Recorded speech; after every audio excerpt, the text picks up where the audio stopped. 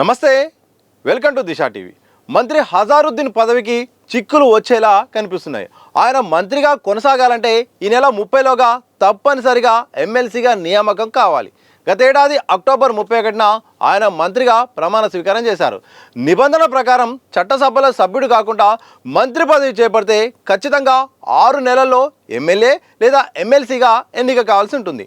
హజారుద్దీన్కు ఈ నెల 30తో ఆ గడువు ముగుస్తుండడంతో ఆయన ఎమ్మెల్సీ కాకపోతే మంత్రి పదవి కోల్పోక తప్పదని శాసనసభ నిపుణులు చెబుతున్నారు. దీంతో హజారుద్దీన్ మంత్రి పదవి వ్యవహారం ఇప్పుడు రాష్ట్ర రాజకీయాల్లో హాట్ టాపిక్గా మారింది. ప్రస్తుతం హజారుద్దీన్ ఎమ్మెల్యే అవకాశం ఎలాగూ లేదు. ఇక ఎమ్మెల్సీ ఆప్షన్ చూస్తే కల్వకుంట్ల కవిత రాజీనామాతో నిజామాబాద్ స్థానిక సంస్థల ఎమ్మెల్సీ స్థానం ఖాళీగా ఉంది. కానీ జెడ్పీ ఎన్నికలు ఇంకా జరగనందున అక్కడ ఓటర్లు లేరు. జెడ్పీ ఎన్నికల తర్వాతనే నిజామాబాద్ స్థానిక సంస్థల ఎమ్మెల్సీ సీటు భర్తీ కాబోతున్నది. మరోవైపు గవర్నర్ కోటాలోని 3 ఎమ్మెల్సీల పదవీకాలం నవంబర్లో ముగియనున్నది. ఆ 3 ఖాళీల్లో ఒక స్థానానికి హజారుద్దీన్ పేరును మంత్రివర్గం సిఫార్సు చేయాల్సి ఉంటుంది. అయితే ఈ నెల 30లోగా ఎమ్మెల్సీగా ఎన్నిక కాకుంటే ఆయన మంత్రి పదవికి రాజీనామా చేయక తప్పదని రాజకీయ విశ్లేషకులు అంటున్నారు. అయితే రాజీనామా చేసిన తర్వాత మళ్ళీ మే 1 నుండి మంత్రి పదవిని చేపట్టినా కూడా మళ్ళీ 6 నెలల్లోగా అంటే అక్టోబర్లోగా ఎమ్మెల్సీగా నియమితులు కావాల్సి ఉంటుంది. ప్రస్తుతం రాష్ట్రంలో 2 ఎమ్మెల్సీ పదవులు గవర్నర్ కోటాలో ఖాళీగా ఉన్నాయి. వీటిపై గత బీఆర్ఎస్ నుండి ప్రస్తుత కాంగ్రెస్ ప్రభుత్వం హయాం వరకు వివాదాలు కొనసాగుతున్నాయి. కాంగ్రెస్ అధికారంలోకి వచ్చాక గవర్నర్ కోటా ఎమ్మెల్సీలుగా కోదండరాం, అమీర్ అలీ ఖాన్ పేర్లను రాష్ట్ర మంత్రివర్గం సిఫార్సు చేసింది.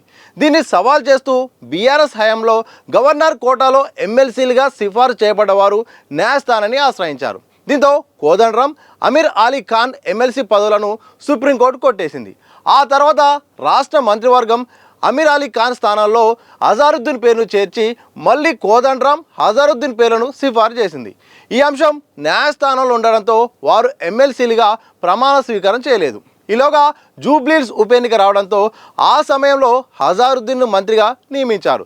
దీంతో ఆయన 6 నెలల్లోగా ఎమ్మెల్సీగా ఎన్నిక కావాల్సిన అనివార్యత ఏర్పడింది. అయితే కోదండరాం, హజారుద్దీన్ ఎమ్మెల్సీల వ్యవహారంపై ఇటీవలే సుప్రీంకోర్టు కీలక వ్యాఖ్యలు చేసినట్టు శాసనసభ నిపుణులు చెబుతున్నారు. తెలంగాణలో ఎమ్మెల్సీలను ఎంపిక చేసేందుకు తమ ఉత్తర్వులు అడ్డంకి కావని చెప్పినట్టు వారు అంటున్నారు. ఇప్పటికే కోదండరాం, హజారుద్దీన్ల ఫైల్ గవర్నర్ దగ్గర పెండింగ్లో ఉన్నదని, దానికి ఆయన గ్రీన్ సిగ్నల్ ఇస్తే 2 ఎమ్మెల్సీలుగా ప్రమాణ స్వీకారానికి లైన్ క్లియర్ అవుతుందని అధికార పార్టీ వర్గాలు చెప్తున్నాయి.